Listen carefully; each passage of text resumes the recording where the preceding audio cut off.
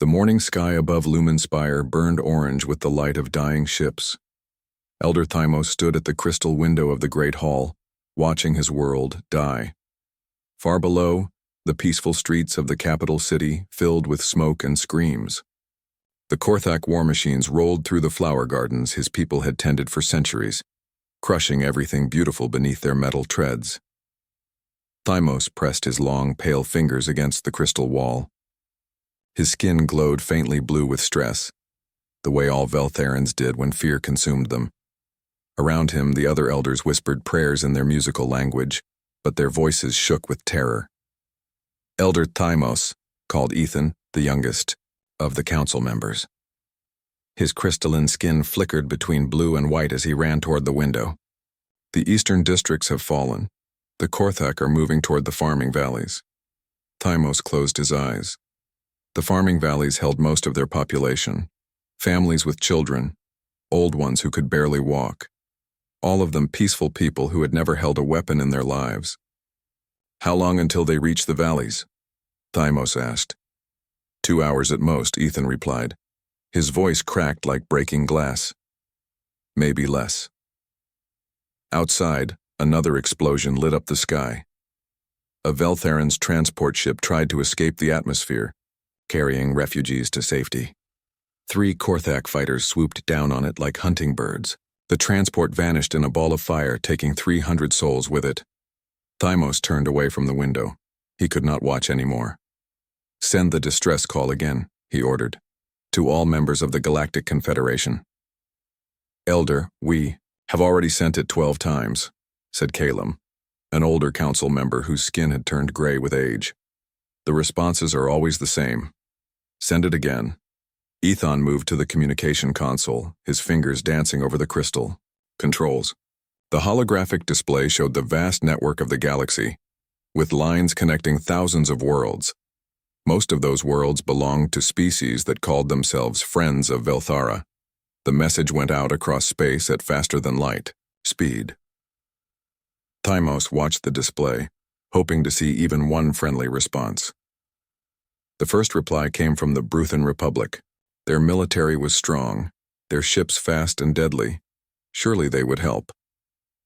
"The Bruthan High Command regrets that we cannot assist Velthara at this time," the message read. "The Korthak Empire poses too great a risk to our own territories. We must protect our citizens first." Thymos felt something cold settle in his chest. But there were others. The Xerian Collective had the most advanced technology in the galaxy. Their weapons could destroy entire fleets. The Xerian response arrived. Minutes later, "The Collective has analyzed the situation on Velthara. The probability of successful defense against Korthak forces is less than 2%. We cannot waste resources on hopeless causes." "What about the Ashanti Federation?" Ethan asked. "They helped us negotiate our first trade agreements. They called us their friends." The Ashanti response came last. It was shorter than the others. "The Federation sympathizes with Velthara's plight. However, engaging the Korthak Empire would destabilize the entire sector. We cannot intervene." Silence filled the great hall. Outside, the sounds of destruction grew louder. "So this is friendship," Thymos said quietly. "When we needed them most, they abandon us." "What do we do now?" Calum asked. Thymos looked at the faces around him. These were good people, peaceful people who had never hurt anyone. They deserved better than this. "We evacuate who we can," he said. "Move everyone to the deep shelters. Maybe some will survive until the Korthak lose interest and leave." "Elder," Ethan said, his voice barely a whisper. "The Korthak do not leave survivors. You know this." Everyone in the hall knew this. The Korthak Empire had conquered 47 worlds in the past century. On each world, they left nothing alive. They took what resources they wanted and burned the rest. Another explosion shook the building. Through the crystal walls, they could see Korthak drop ships landing in the city center. Soldiers poured out, tall and muscular, their black armor gleaming. They carried weapons that could melt through solid rock. "The shelters will buy us time," Thymos said. Perhaps a few days. Maybe in that time, one of our allies will change their minds. No one believed this, but they nodded anyway. What else could they do? Ethan began coordinating the evacuation over the communication system. His voice echoed through every building in the city as he told people to move to the underground shelters. Families gathered what they could carry and ran through streets, filled with smoke and fear. The Korthak soldiers did not stop them. They were in no hurry. They knew the Veltharans had nowhere to go. "How long can the shelters hold?" Timos asked Calum. 3 days, maybe 4, the old elder replied. "The Korthak will scan for life signs eventually. The rock will not hide us for long." 3 days. Timos thought about all the centuries his people had lived in peace. All the art they had created, the songs they had sung, the gardens they had grown. In 3 days it would all be memory. "Elder," Ethan called from the communication console. "I am receiving a transmission." Hope flickered in Thymos's chest. "From whom? The Bruthan? The Zirion?" "Unknown," Ethan replied, confusion in his voice. "The ship identification says UES Inchin. The species identifier reads as human." Human? Thymos had never heard this word before. Are they part of the Confederation? "No record of them in our database," Ethan said. "They are requesting permission to enter our space." Thymos frowned. A single ship asking permission while his world burned around them. It made no sense. "What do they want?" he asked. Ethan worked the controls, opening a communication channel. A voice came through the speakers, speaking Galactic Standard with a strange accent. "This is Captain Kim Do-yun of the United Earth ship Incheon. We received your distress call. Are you in need of assistance?" The words hung in the air like a miracle. After all the rejections from their supposed friends, someone was offering help. "Captain Do-hyun," Thymos said, stepping forward. "I am Elder Thymos of Velthara. Yes, we are in desperate need of help, but you should know the situation. The Korthak Empire has invaded our world with 50 warships and 10,000 soldiers. If you try to help us, they will destroy you too. Our..." Pause. Then the human voice came again, calm and steady. "Understood, Elder Thymos. We are en route to your position. ETA 15 minutes. "Captain, you do not understand," Thymos said urgently. "You cannot fight the entire Korthak fleet with one ship. It is suicide." Another pause. When the human spoke again, there was something different in his voice, something hard as steel. "Elder Thymos, we understand the odds, but we received your call for help, and humanity answers when allies are in danger. We will see you soon." The transmission ended. Thymos stared at the communication console, not sure whether to feel hope or despair. "One ship," Calum said sadly, "against 50 Korthak warships." "At least someone came," Ethan whispered. Someone answered. Through the crystal window, Thymos saw a small shape moving across the burning sky. The human ship. It looked tiny against the massive Korthak vessels that filled the orbit above Velthara, but it was coming anyway. For the first time in hours, Elder Thymos allowed himself to wonder what kind of people these humans were, that they would face certain death for strangers they had never met. Outside, the war for Velthara was about to begin. The UES Incheon dropped out of faster-than-light travel at the edge of Velthara's solar system. Captain Kim Do-hyun stood on the bridge, studying the tactical display that showed the enemy fleet. 50 Korthak warships floated in orbit around, the dying world like vultures waiting for their feast. "Captain," said Lieutenant Park Minji from the communication station, "I am reading massive energy signatures from the Korthak vessels. Their weapons are fully charged." Do-hyun nodded. He had fought the Korthak before 3 years ago at the Battle of Kepler Station. They were brutal enemies who showed no mercy. Their ships were larger than the Incheon, their weapons more powerful, their shields stronger. "What are we looking at exactly?" asked Chief Engineer Lee Jawan as she joined them on the bridge. Her hands were still dirty from working in the engine room. 50 enemy warships," replied Tactical Officer Choi Seo-hyun. "Each one twice the size of our ship. I count at least 200 fighter craft and enough firepower to glass an entire continent. And we have Jiwan asked. 1 cruiser, 200 crew members, and whatever tricks we can think of, Do-hyun said. The bridge fell quiet. Everyone understood what those numbers meant. In a straight fight, the Incheon would last maybe 10 minutes against the entire Korthak fleet. Sir, Minji said, Elder Thymos is requesting another communication. Put him through. The holographic display flickered to life, showing the tall, elegant form of the Veltharan's leader. His crystalline skin glowed with stress and his large eyes were filled with sadness. Captain Do-hyun, Thymos said, I have been thinking about your arrival. While I am grateful for your courage, I cannot allow you to throw your lives away for us. The Korthak fleet is too large. You should leave while you still can. Do-hyun studied the alien's face. He saw genuine concern there, not for his own people, but for the humans who had come to help them. Elder Thymos, Do-hyun replied. Can you tell me about the Korthak invasion? How long have they been here? What are their objectives? They arrived 4 days ago, Thymos said. They began by destroying our orbital defense platforms. Then they landed ground forces in 12 locations across our main continent. Their leader, General Vorthak, has demanded complete surrender. When we refused, they began destroying our cities. What do they want from your world? Asked Minji. Our planet has large deposits of trilithium crystals, Thymos explained. The crystals are used in faster-than-light engines. The Korthak need them for their fleet expansion. Do-hyun nodded. He had expected something like this. The Korthak Empire was always hungry for resources to fuel their war machine. How many of your people are still alive? He asked. Perhaps 2 million, Thymos said sadly. Down from 12 million 4 days ago.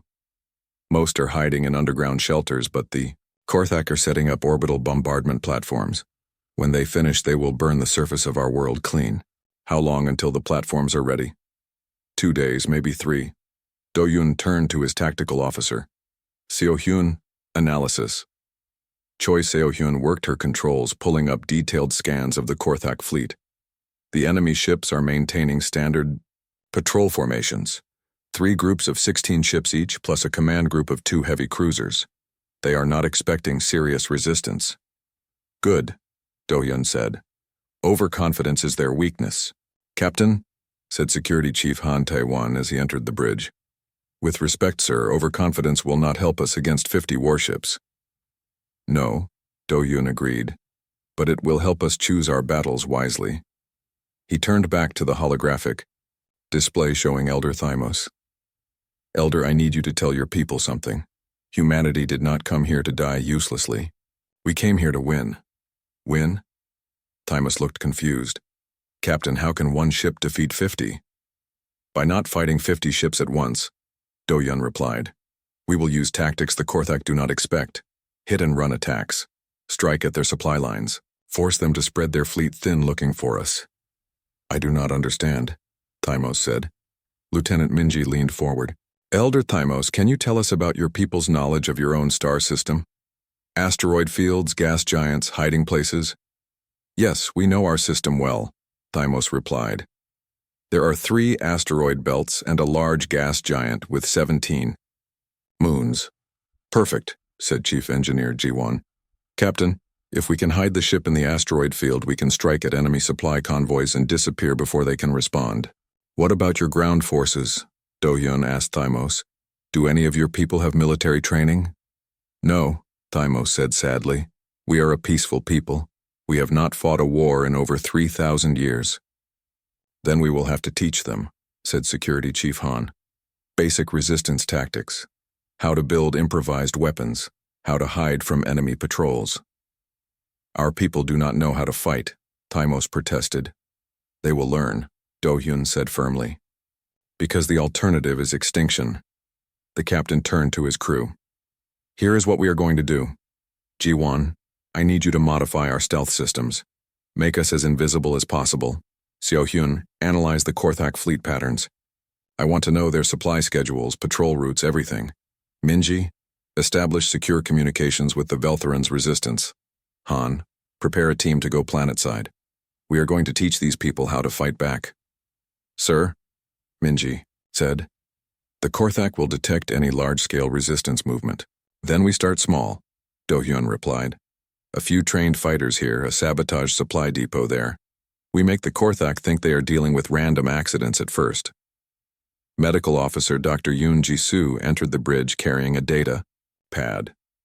Captain, I have been studying the biological data Elder Thymo sent us about his people. The Veltharans have some interesting physical characteristics that might help in a resistance campaign. Such as?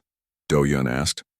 They're crystalline. Skin can change color based on their emotional state, Ji-soo explained. This could be useful for silent communication.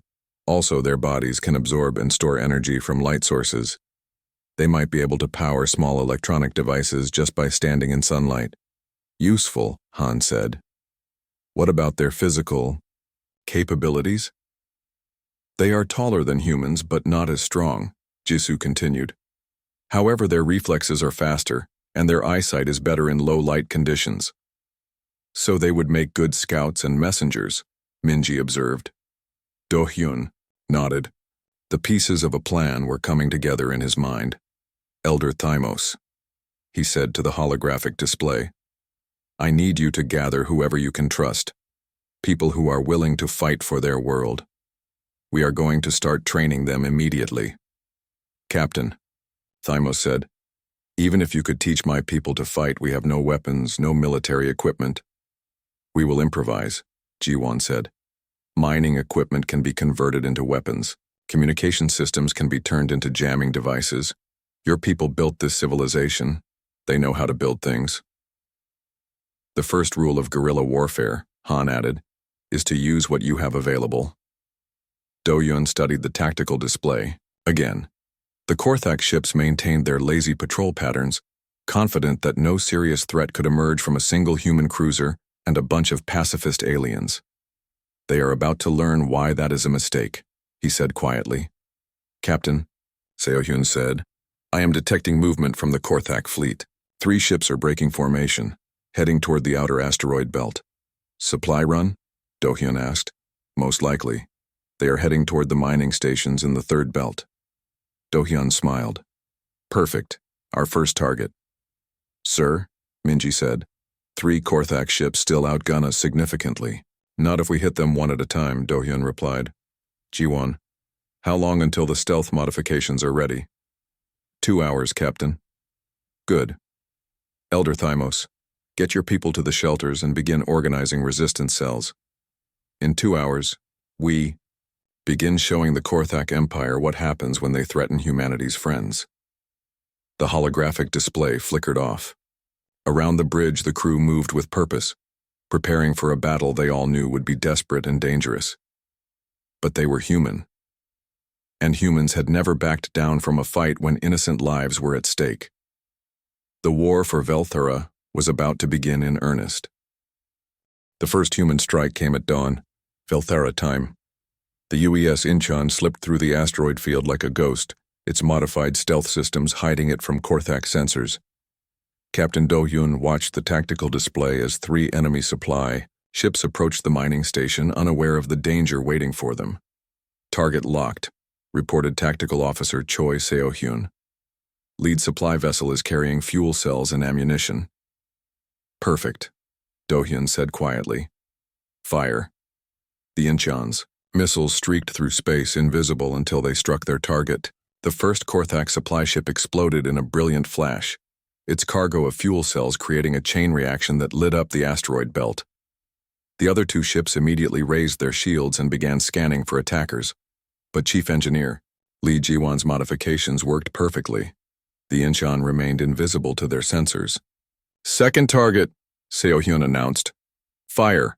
Another missile strike. The second supply ship broke apart, spilling military equipment and food supplies into the void.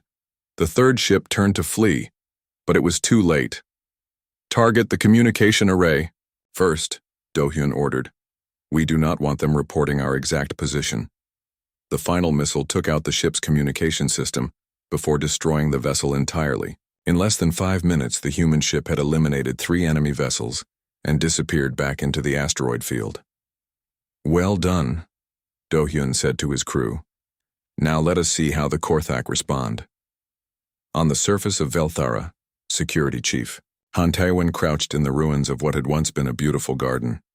Around him 12 Veltharans sat in a circle, their crystalline skin glowing pale blue with nervousness. Fighting is not about strength, Han told them in simple words. It is about being smart. The enemy is bigger than you, but you know this land. You know where to hide, where to strike, where to run. One of the Veltharans, a young female named Lyra, raised her hand. But we have never hurt anyone. It goes against everything we believe. I understand, Han said gently. But your enemy does not care about your beliefs. They will kill your families, destroy your world, and take everything you have built. Sometimes fighting is the only way to protect what you love.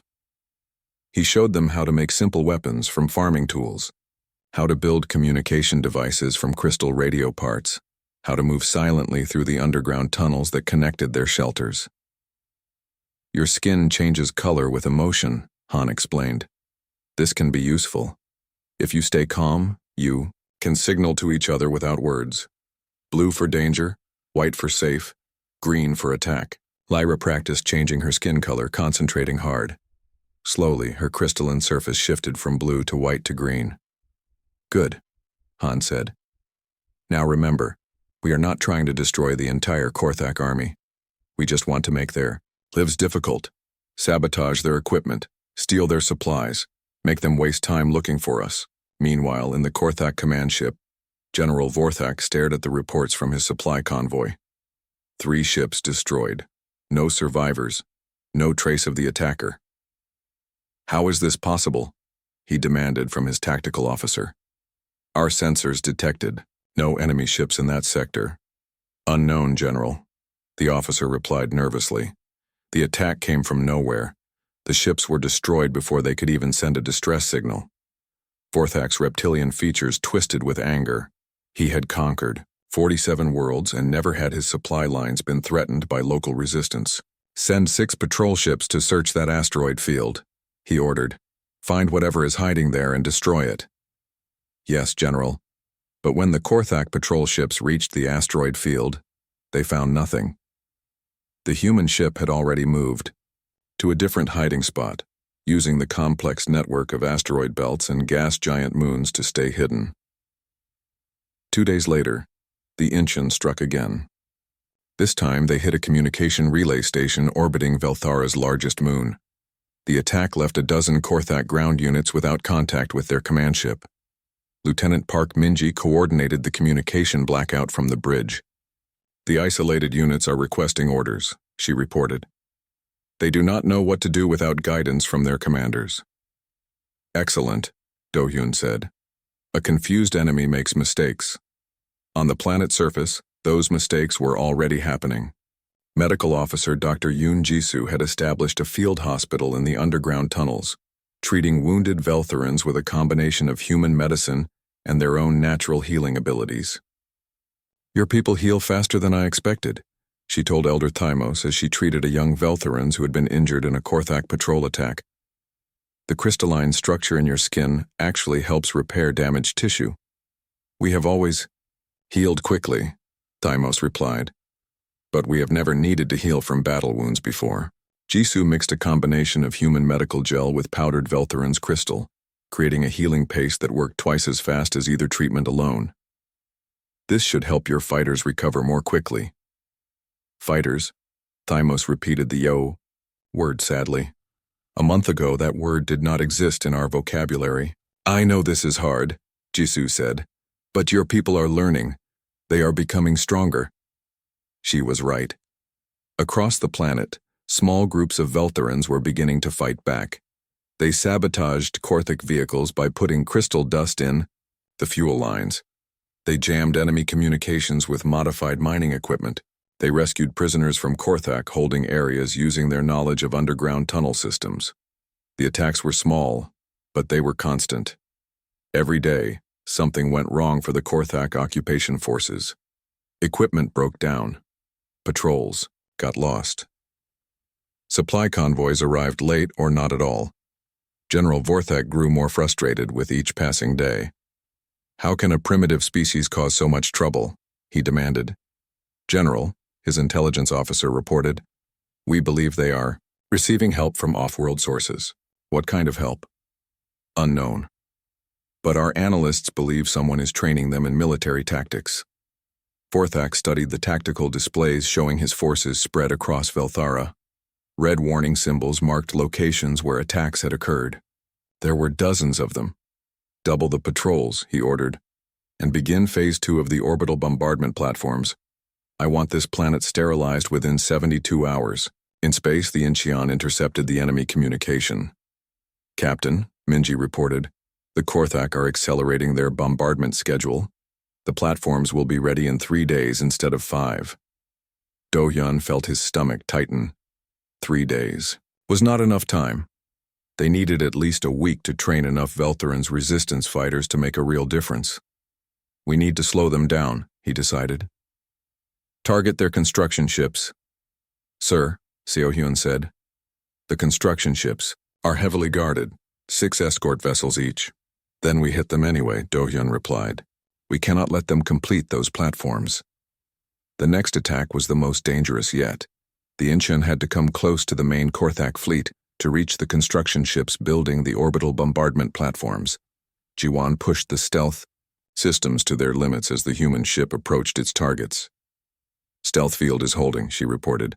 But if they get a direct sensor sweep, they will detect us. Understood, Do-hyun said. Fire when ready.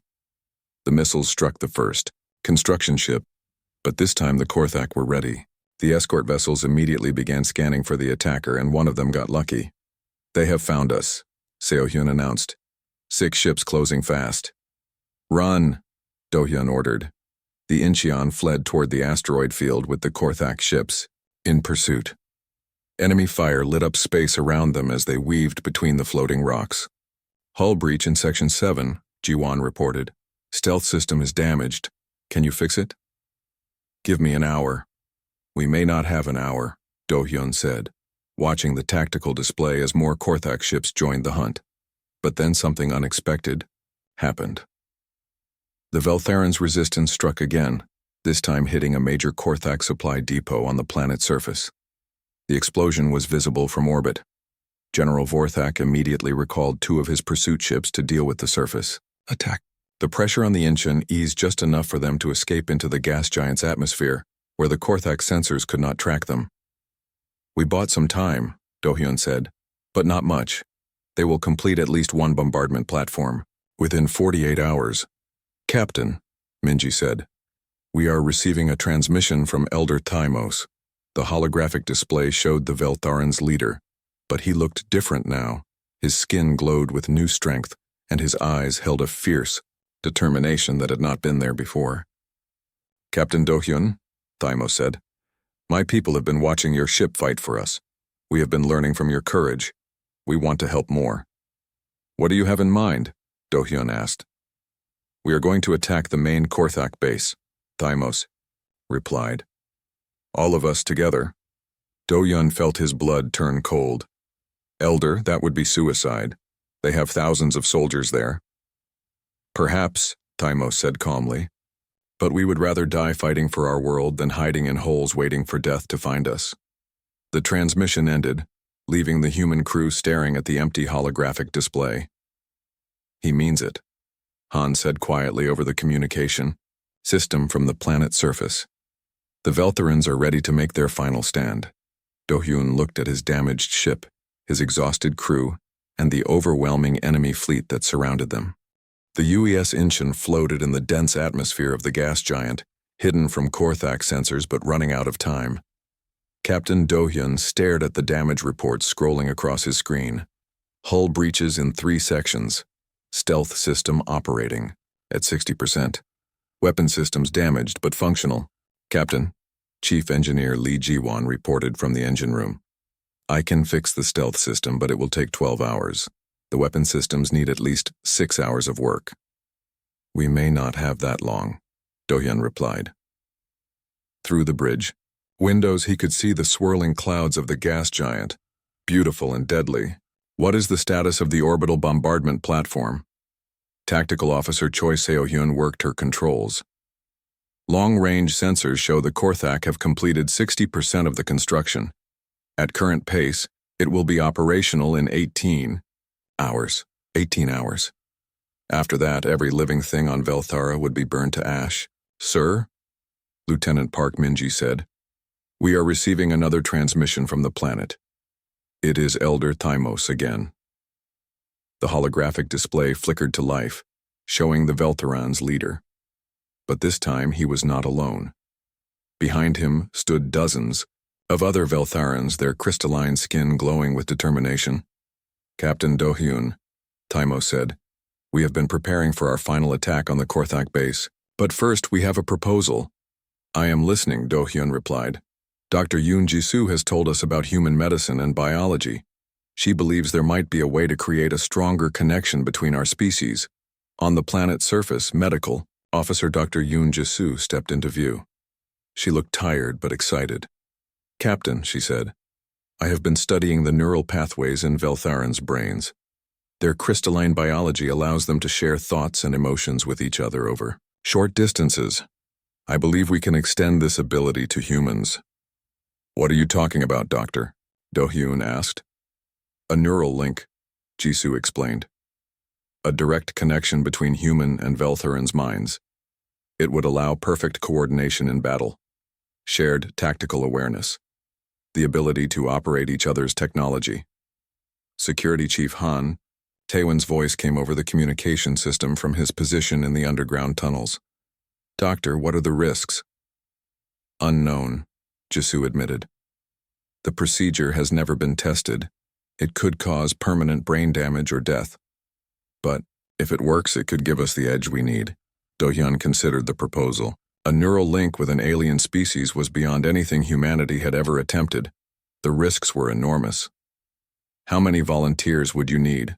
He asked. Just a few at first, Ji-soo replied. To test the procedure and see if it works. I volunteer, Minji said immediately from her station. As do I, added Seo-hyun. And me, said Ji-won over the communication system. Do-hyun looked at his crew, these brave men and women who were willing to risk their minds and lives for a species they had known for only a few days. Very well, he decided. Dr. Ji-soo, begin the procedure, but start with just one volunteer. I will go first, Minji said, standing from her station. 2 hours later, Lieutenant Park Minji lay on a makeshift medical table in the underground tunnels of Velthara. Crystalline needles, grown from Veltharan's biology, were carefully inserted into specific points on her skull. Across from her, a young Veltharans named Aethon underwent the same procedure. Beginning neural bridge activation, Dr. Ji-soo announced. The crystalline needles began to glow. Minji felt a strange, tingling sensation in her mind, as if someone was gently touching her thoughts. Then suddenly, the sensation exploded into something much more powerful. Images flashed through her consciousness, memories that were not her own. She saw Velthara as it had been before the invasion, beautiful and peaceful. She felt the terror of the Korthak attack through Veltharan's eyes. She experienced the deep connection these people had with their world, their plants, their crystal formations. But the link worked both ways. Aethon gasped as human memories flooded his mind. He saw Earth, blue and green, and covered with life. He felt the weight of human history, centuries of wars and struggles and victories against impossible odds. He understood for the first time what it meant to fight not just for survival but for the idea that the strong should protect the weak. The link is stable, Ji-soo reported. Minji, how do you feel? Minji opened her eyes and looked at Aethon. She could sense his thoughts, his emotions, his memories as if they were her own.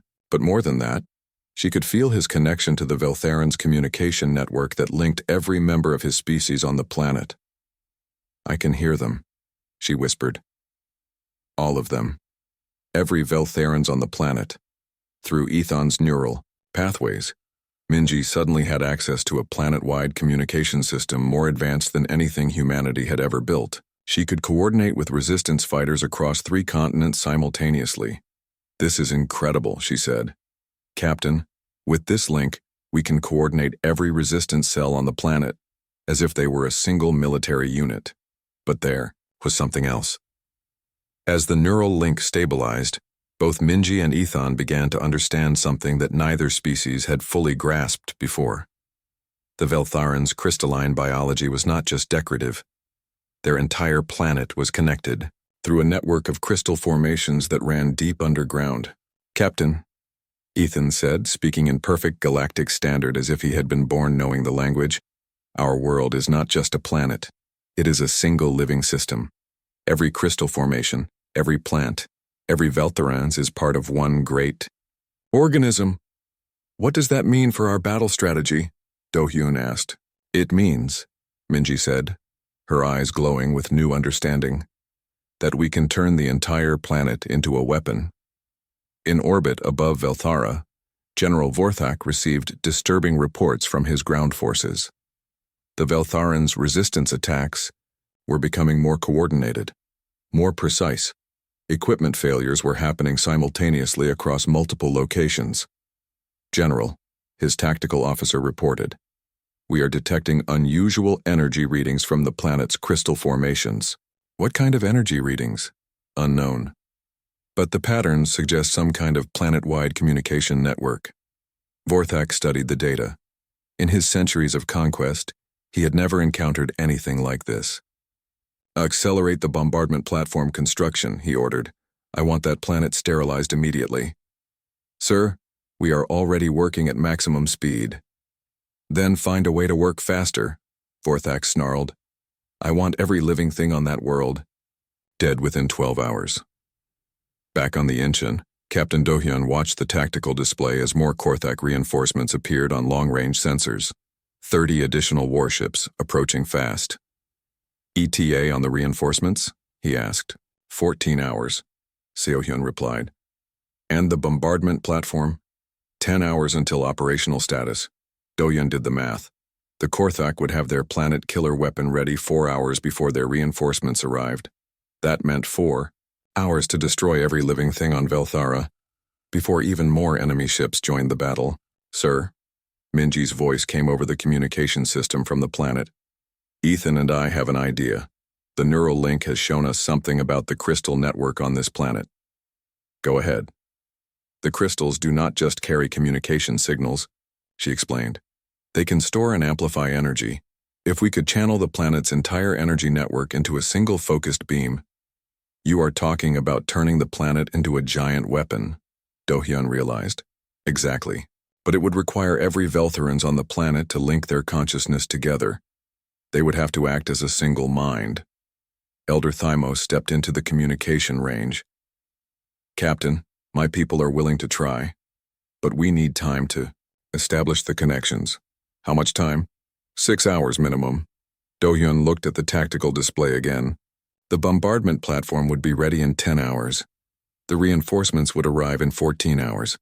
6 hours to establish the planetary network, leaving 4 hours to actually use it.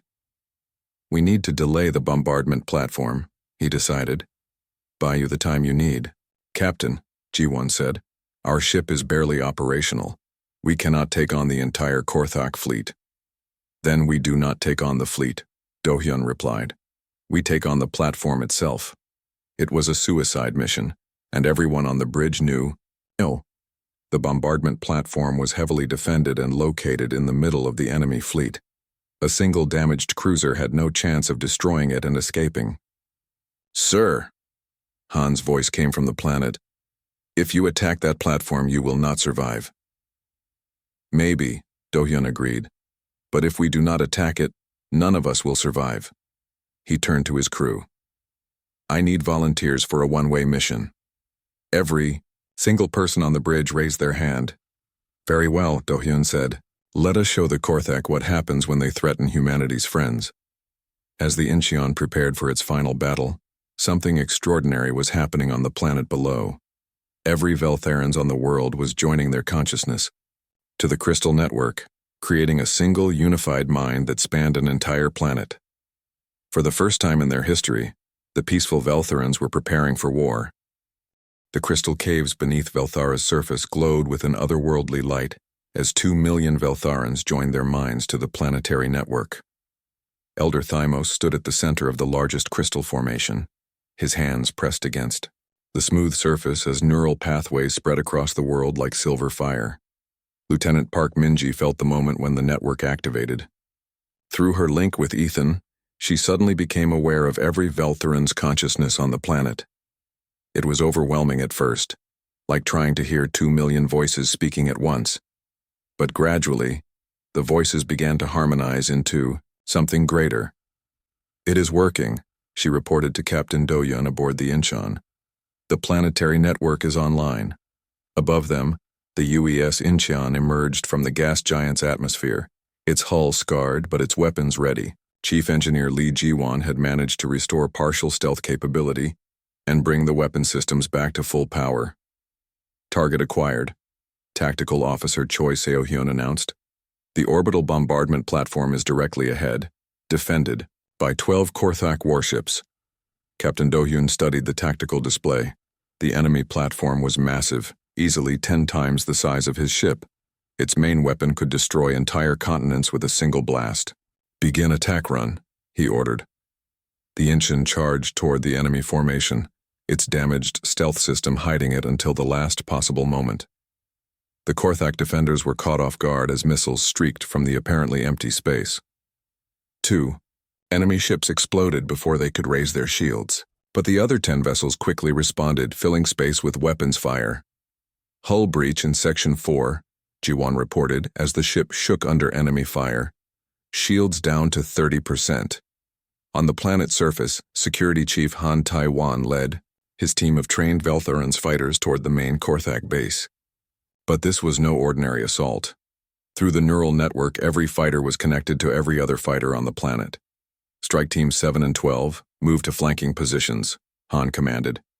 His orders were instantly transmitted through the crystal network to teams hundreds of kilometers away.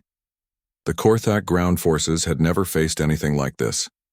Their enemies seemed to know exactly where they were and what they were planning. Every defensive position was bypassed. Every counterattack was predicted and countered. "How are they coordinating so perfectly?" demanded the Korthak field commander. As his troops fell back, he would never learn the answer. In space, the battle for the orbital platform intensified. The Incheon weaved between enemy ships, using its superior maneuverability to avoid the worst of the weapons fire. But Captain Do-hyun knew they could not last long. "Seo-hyun, target the platform's main reactor," he ordered. "If we can overload it, the explosion should take out half their fleet." "Sir, the reactor is protected by heavy shields. We would need to get much closer." Then we get closer. The human ship dove toward the massive platform, enemy fire lighting up space around it. More hull breaches appeared. The life support system began to fail in several sections. But then something extraordinary happened.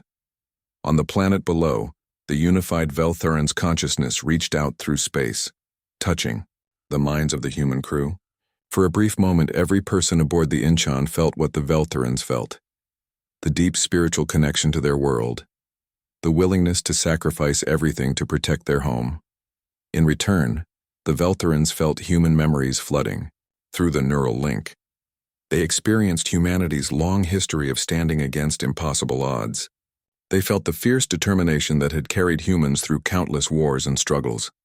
The two-way connection created something neither species had expected, a perfect fusion of human tactical thinking and Veltharan's spiritual unity. Lieutenant Minji, still linked with Ethan on the planet, suddenly understood how to use the crystal network as more than just a communication system. "Captain," she said, her voice carrying new authority, "the crystals can do more than store energy. They can focus it, direct it." "What are you saying?" "We can turn the entire planet into a targeting system for your weapons. Through the neural network, every Veltharans on the planet focused their consciousness on the orbital platform above. The crystal formations began to glow brighter as they channeled the combined will of an entire species. "Targeting data uploaded," Minji announced. "You now have perfect firing solutions for every weak point on that platform." Captain Do-hyun watched his tactical display as precise targeting information appeared, showing him exactly where to strike. for maximum damage. The data was more accurate than anything his ship's computers could have calculated. "Fire all weapons," he commanded. The Incheon's missiles struck the platform at precisely calculated points. The enemy's shields collapsed in cascading failures as each hit weakened the next target area. Within minutes, the massive weapon was breaking apart. But General Vorthak was not finished. As his bombardment platform died, he activated his flagship's most powerful weapon, a planet cracker missile that could shatter a world's crust. "If I cannot have this planet," he snarled, "then no one will." The massive missile launched toward Velthara, its warhead containing enough explosive power to split continents. On the planet's surface, every Veltharans felt the approaching death through their crystal network. But they also felt something else, the unwavering determination of their human allies. "We will not let your world die," Captain Do-Yun transmitted to Elder Thymos. "Not while humanity still fights." The Incheon, its hull barely holding together, intercepted the planet cracker missile.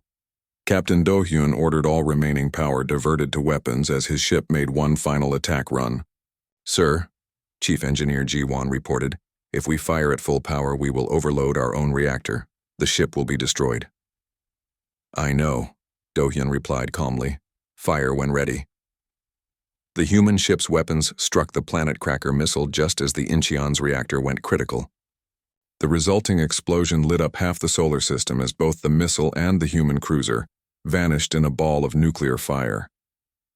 On the planet below, 2 million Veltharans felt the moment when Captain Do-Yun and his crew died saving their world. The grief was overwhelming, but it was mixed with something else, a burning determination to make their sacrifice count. Elder Thymos stood in the crystal cave, tears flowing down his crystalline cheeks. Around him, the planetary network pulsed with shared emotion. "They died for us," he said to the assembled consciousness of his people. "These humans, who barely knew us, gave their lives to save our world." But even as the Veltharans mourned, the Korthak reinforcements arrived. 30 fresh warships dropped out of faster-than-light travel, ready to finish what the First Fleet had started. General Vorthak, now aboard a different vessel, surveyed the remains of his bombardment platform and the scattered debris of the human ship. "Prepare for orbital bombardment," he ordered. "Conventional weapons, I want every city on that planet reduced to rubble." The Korthak fleet took positions above Velthara, their weapons charging for the final attack. On the planet's surface, the Veltharans felt death approaching once again, but this time they were not afraid. "Our human friends showed us something," Elder Thymos said to his people through the crystal network. "They showed us that sometimes, to protect what you love, you must be willing to fight." 2 million voices responded as one. "Then we fight." Crystal formations across Velthara began to glow with unprecedented brightness as the entire planet prepared to make its final stand. The Veltharans had learned from humanity that some things were worth dying for, but they had also learned something else. Some things were worth living for. As the Korthak ships prepared to fire, long-range sensors detected something approaching from the edge of the solar system. More ships were coming, moving fast. A new voice crackled over the communication channels, speaking in the same strange accent as Captain Do-Yun had used. "This is Admiral Song Hana of the United Earth Fleet. You have attacked our allies and killed our people. Surrender now or face the consequences." The Korthak fleet turned to face this new threat, and General Vorthak felt something he had not experienced in decades of conquest. Fear. Humanity had arrived in force. The United Earth Fleet emerged from faster-than-light travel at the edge of Velthara's solar system, like an avenging angel. 43 warships led by the massive battleship UES Seoul spread into attack formation, their weapons already charging. Admiral Song Hana stood on the bridge of her flagship, studying the tactical display that showed the Korthak fleet positioned above the burning world of Velthara. She had been monitoring Captain Do-Hyun's desperate battle through long-range communications, racing across space to reach him in time. She had arrived 6 hours too late. "Admiral," reported her tactical officer, "we are detecting debris from the Incheon in orbit around the planet." Song Hana closed her eyes for a moment. Captain Do-Hyun had been her friend for 20 years. They had served together in the border wars, fought side by side against impossible odds more times than she could count. "Any survivors?" she asked quietly. "No, Admiral. The ship was completely destroyed." Around the bridge the crew worked in grim silence. Everyone had known Do-hyun and his crew. Everyone understood what their sacrifice meant. "Open a channel to the Korthak fleet," Song-hana ordered. General Vorthak's reptilian face appeared on the holographic display, his yellow eyes burning with hatred. "So," he hissed, "the humans send more ships to die uselessly." "General Vorthak," Song-hana replied, her voice cold as space itself. "You have attacked our allies, you have murdered our people. You have exactly one opportunity to surrender before we demonstrate why that was a mistake." Vorthak laughed, a sound like grinding metal. "Surrender? To you? I have 80 ships to your 40. You are outnumbered 2-1. Numbers are not everything," Song-hana said. "You are about to learn why." The communication channel closed. Song-hana turned to her crew. "All ships prepare for combat. Remember, we are not just fighting for ourselves today. We are fighting for every species that has ever been abandoned by their so-called allies. We are fighting to prove that humanity keeps its promises." On the planet below, Elder Thymos and the unified Veltharan's consciousness watched through their crystal network as the two fleets prepared for battle. Through Lieutenant Minji's neural link, they had been able to communicate with the arriving human fleet. "The humans have come for us," Thymos said to his people. "Even after their friends died, they have come." But the Veltharans were no longer the same peaceful species that had sent desperate calls for help weeks earlier. The neural link with humans had changed them, shown them what it meant to fight for something greater than yourself. "We will not hide while others fight for our world," Thymos declared. "We will stand with humanity." Across the planet, 2 million Veltharans focused their combined consciousness on the crystal network. The formations began to glow with brilliant light as they channeled the spiritual energy of an entire world. In space, the battle began. The Korthak fleet attacked first, their larger numbers allowing them to spread the human ships thin. But Admiral Song-hana had not become the youngest fleet commander in Earth's history by fighting conventional battles. "Execute pattern Delta," she ordered.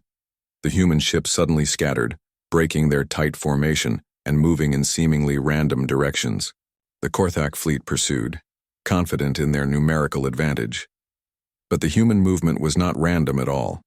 Each ship was moving to a precisely calculated position, using the same hit-and-run tactics that Captain Do-hyun had pioneered on a smaller scale. "Target their command vessels," Song-hana commanded. "Cut off the head, and the body dies." Human missiles streaked through space, targeting the Korthak flagship and its escorts. But General Vorthak was ready for this tactic. His ships formed a defensive wall around the command vessels, absorbing the attack with their heavy shields. "Is that all?" Vorthak transmitted mockingly. "Your famous human tactics are worthless against superior firepower." But Song-hana smiled.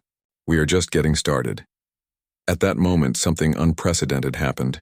The crystal network on Velthara reached out through space, connecting with the neural link that Lieutenant Park Minji still maintained with the Veltharans.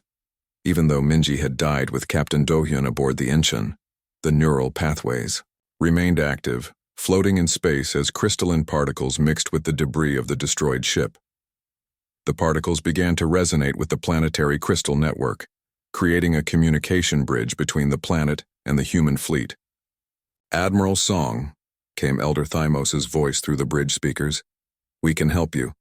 Our crystal network can provide targeting data and tactical coordination." "What are you offering?" Song-hana asked. "Perfect battlefield awareness," Thymos replied. "Every Veltharans on this planet is now part of your tactical network. We can see every enemy ship, predict their movements, coordinate your attacks with precision no computer can match." Song-hana felt a chill run down her spine. A planet-wide consciousness offering to merge with her fleet's tactical systems. It was beyond anything humanity had ever experienced. "Do it," she decided. The connection established instantly. Suddenly, every human ship in the fleet gained access to the combined awareness of 2 million Veltharans' minds. Targeting data flowed through their computers with impossible accuracy. Enemy movements were predicted before they happened. All ships, Song Hana broadcast. You now have perfect tactical awareness. Use it. The effect was immediate and devastating. Human ships began moving with supernatural precision, avoiding enemy fire by microseconds and striking at exactly the right moments. What had been a chaotic battle suddenly became a perfectly choreographed dance of death. Korthak ships exploded, one after another as human weapons found their exact weak points. General Vorthak watched in growing horror as his numerical advantage meant nothing against an enemy that seemed to know his every move before he made it. "How is this possible?" he demanded. His tactical officer had no answer. The humans were fighting, like they could see the future. But the battle was far from over. Despite their losses, the Korthak still had more ships. General Vorthak ordered his remaining vessels to target the planet itself. "If we cannot defeat them in space," he snarled, "we will destroy their source of power." Dozens of missiles streaked toward Velthara's surface, aimed at the crystal formations that powered the planetary network. "Protect the crystals," Song Hana ordered her fleet, but her ships were too far away to intercept all the missiles in time. That was when the Veltharans themselves acted. On the planet's surface, Elder Thymus raised his hands toward the sky. Around him, every Veltharans on the world did the same. Their crystalline skin began to glow with blinding intensity as they channeled their life energy into the planetary network. The crystal formations responded, growing brighter and brighter, until they could be seen from space. Energy beams lanced upward from the planet's surface, intercepting the incoming missiles and destroying them in brilliant explosions. But the effort came at a cost. Many of the Veltharans collapsed, their life energy drained by the massive power expenditure. Elder Thymus himself fell to his knees, his crystalline skin flickering between light and darkness. "We cannot maintain this level of energy," Uputhi transmitted weakly to the human fleet. "You must end this battle quickly." Admiral Song Hana understood. The Veltharans were literally burning their lives away to help humanity win. "All ships converge on the enemy flagship," she ordered. "End this now." The human fleet formed into a spearhead formation and charged directly at General Vorthak's command. Ship. The Korthak vessels tried to form a protective screen, but the combined human Veltharans' tactical network made their movements predictable. Human ships weaved through the enemy formation like ghosts, their weapons striking at precisely calculated points. Ship after ship fell as the human spearhead drove toward its target. But General Vorthak had one final desperate card to play. As the human ships closed in, he activated his ship's self-destruct system. "If I die today," he transmitted, "I take you all with me." The Korthak flagship's reactor began to overload, building toward an explosion that would destroy everything within 1,000 kilometers. But the Veltharans' crystal network had one more gift to offer. Through the neural link, Elder Thymos spoke directly into Admiral Song Hana's mind. "We can contain the explosion, but it will require all our remaining energy. Our people will not survive." Song Hana felt tears streaming down her face. These aliens, these peaceful people who had only asked for help, were willing to sacrifice themselves to save humanity. "You do not have to do this," she said. "Yes, we do," Thymos replied gently. "You taught us what it means to fight for others. Now let us teach you what it means to sacrifice for friends." Across Velthara, every remaining Veltharans joined their consciousness to the crystal network one final time. Their combined will reached out through space, creating an energy barrier around the exploding Korthak flagship. The explosion was contained, its destructive force turned inward instead of outward. General Vorthak's ship collapsed into itself and vanished, taking the Korthak leader with it. The remaining enemy ships, leaderless and demoralized, surrendered. But the victory came at a terrible price.